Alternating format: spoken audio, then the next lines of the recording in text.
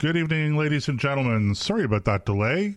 I'm just playing around with my computer here and have all kinds of windows open, all kinds of windows that I'm not used to having open. I'm Joe. He's Nick, or he's almost Nick. You're listening to the Nick and Joe Show, episode 135. It is December the 2nd, 2020. Is it December the 2nd? Today's Wednesday. Yeah, it is December the 2nd. And the reason I say he's almost Nick is because we were just set up and for some reason, and I'm not entirely sure what that reason is, I lost Nick's audio. So we were just, talking on the phone a few minutes ago, and everything seemed to be going well. And then I had to mute my microphone and do a couple of things, and I've just lost him. So you know what I'm going to ask you to do, ladies and gentlemen? I'm going to ask you to bear with me for a second. I normally don't like doing this live, but it is live radio, actually. So what am I going to do? I am going to call Nick using Skype, which is sort of like our backup system here, and hopefully we will be able to speak that way. So bear with me just for a second, ladies and gentlemen. Hopefully we are going to get Nick on the line. Okay, so I think he's just answered, and I don't know if he can hear me, but I just have to make sure that I've got the right input here. Nick, can you hear me? Nick, you can hear me. Okay. Now Nick can hear me. Can you say something to me, Nick? Can I say something to you? Oh, perfect. Okay, Nick is with us. Yes, Nick is with us. Okay, so I don't know what happened there, ladies and gentlemen, but I appreciate your indulgence on it. And so where were we? Good evening, ladies and gentlemen. I'm Joe. He's Nick, and you are listening to the Nick and Joe Show. I already went through that, Nick. I said. Yeah, I kind of figured you had by now. I told everyone I was Joe, and you were almost Nick. Well, there's movies out there about that. We're not going there. A good idea. Okay. So I'm glad you were able to connect, Nick, because it's just not the same thing without you. I don't know, 2 hours of me monologuing. I don't know, who wants to listen to that? You know what I'm saying? Well, they used to listen to 2 hours of me. Yeah, but you weren't monologuing. You were. It was different. You were actually, talking to people. You had callers. Most nights, yes, but some nights when there was no calls, it didn't go quite that way. You had to have a lot of topics on the list so you could move through them. Oh. Anyway, here we are. Here we are. Okay. You're in Ottawa. I'm in North Bay.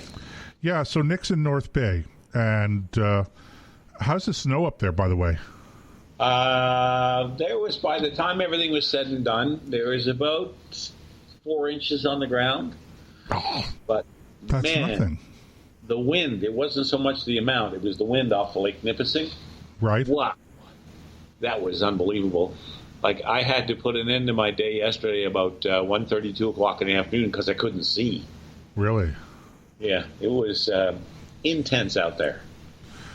Okay, well, it was intense out there, and earlier this week it was intense in the House of Commons, where our newly minted, newly gilded Finance Minister, Christine Friedland, gave an economic statement, an economic update, where she talked to us about our current deficit.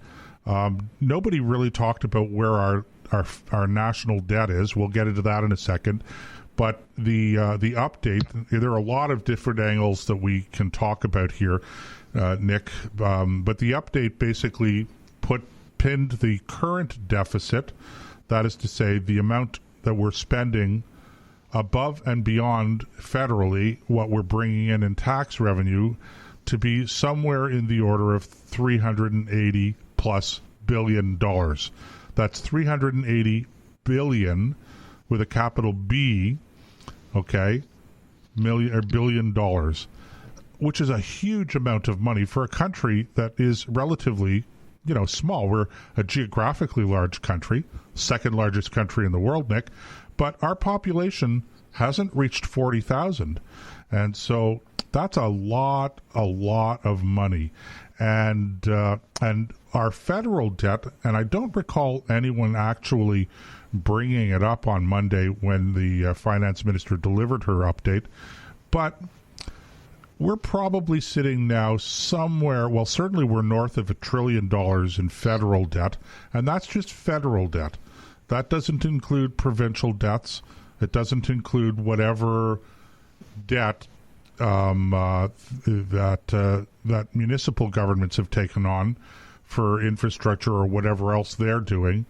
And it doesn't include other liabilities.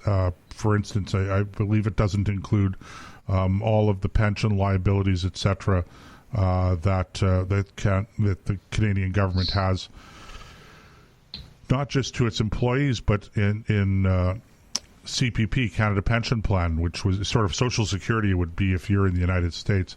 So all told, we're probably sitting federally somewhere around $1.4 trillion. And again, that doesn't include provincial or municipal debt.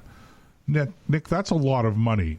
And I don't think people really can get their head around how much money that is. Well, as it happens, we are now, apparently, spending more money relative to GDP than any other industrialized country in the world, ostensibly in response to the COVID-19 quote-unquote crisis. So that's where we're sitting right now. And so we're leading the world in spending relative to GDP. And we're now approaching close to the level of spending to GDP at the federal level, where creditors, international creditors, back in the 1990s, basically stepped in and said, "Okay, you guys are in pretty bad shape. We don't see any serious plan here to start to get your debt under control."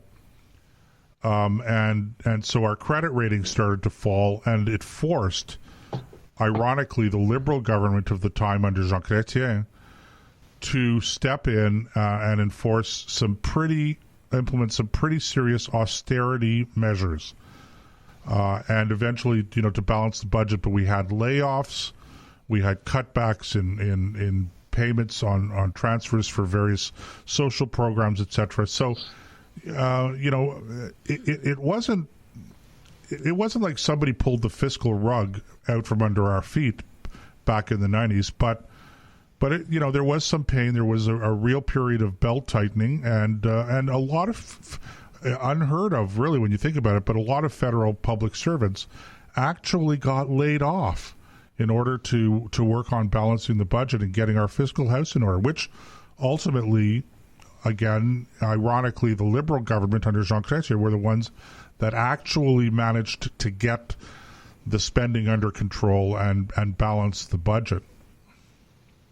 Yeah, that's. I'm just looking at an article here from the Fraser Institute, a well-known economic think tank organization. Think tank, thank you. They say that, let me just read a paragraph out of this story. Consequently, without a budget or new fiscal reference tables, we're left to estimate the extent of the debt problem from current estimates of deficits available in the media. The federal net debt for 2019-20, for the years 19 and 20, was close to $800 billion. For 2021, it will likely exceed $1.1 trillion, right, as you were saying, given its estimated deficit. As for the provinces, their combined net debt will also rise from approximately $700 billion. Guess who owns the biggest share of that? To more than $800 billion in 2021, making combined federal and provincial net debt close to $2 trillion. Now, that is money that they make the point later in the article that you can ride this horse only so long, because sooner or later interest rates have to rise, and when they do, even a half a point rise will cost us money like we've never seen before. You're going to have money going out the window, even now, to service the debt at these low interest rates gobbles up huge quantities of cash because we've rented the money and now we have to pay that rent. And people don't understand that when you borrow, it's not a grant. And the only place the people that you can go to get the money to pay the rent is to the Canadian taxpayer. And there is no other source of economic income for the government. You just can't shake the money tree in the back of the mint. I remember one guy, when I was on terrestrial radio, thought that the mint made all the money. They have these big printing presses. Well, they tried that back in the 1930s, and we all know what happened. The bottom of the world economy fell out, and people suffered for years over it. And we are so far beyond that stage. How it hasn't happened yet, I don't know.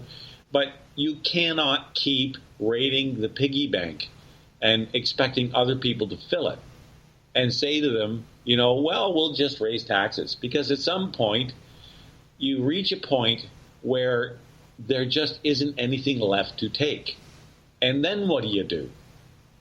I mean, if the economy comes grinding to a halt because there's not enough money left in it to run it, where is the money going to come from then? Well, here's an interesting number, Nick, just to put it into perspective. When you're talking about interest rates, okay, and a few weeks ago, I should say, the Prime Minister, Mr. Trudeau, we talked about this on one of our previous shows, was talking about how it was a good thing that he said to save, I'm paraphrasing, but to save Canadians from having to take on extra debt, the federal government stepped in and took it on for them, okay? As if there's a difference. But he did make a fair point, and that was that interest rates right now are pretty low. So, true enough, okay, as far as it goes. But just to put it into perspective, a 3% interest rate, okay, which is, relatively low, but at 3%, $1.2 trillion worth of debt at 3% is $36 billion a year in interest alone. So ask yourself this: what if we had a balanced budget and we didn't have a federal debt? What could you do with that $36 billion that right now is going to be going, you're going to be looking at between $30 and $40 billion a year for the foreseeable future going into simply servicing the national debt? Oh, the list is endless. I mean, everything from a national highway across the country. You could put a big dent in that because we don't have one. We've got 2 lanes in a lot of places. There are some places that are 4 lanes, but Canada's supposed to be a modern G7 country, and we haven't got a high-speed land highway across the country. Now, granted, it would be a major undertaking, but it's like eating an elephant. You do it a few miles at a time, and you just keep at it. You plan for it over the long haul.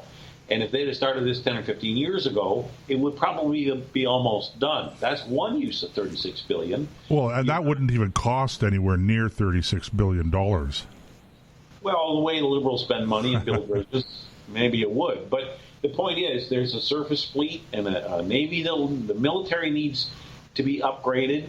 Some of the equipment's now getting a little older. The LAVs have to go on to the next generation. You have to start thinking about new tanks. Never mind aircraft. We're getting into building new surface ships. We need submarines. We need supply ships. The list is endless. The military alone, the military budget's what, $27 billion a year? I don't know. It's a good somewhere in that range. Yeah, somewhere in that area. So what if you just took of that $36 billion and put $10 billion more into that? What could you do with it? Right. You want to talk about wealth transfers, economic transfers to the provinces. So you got $26 billion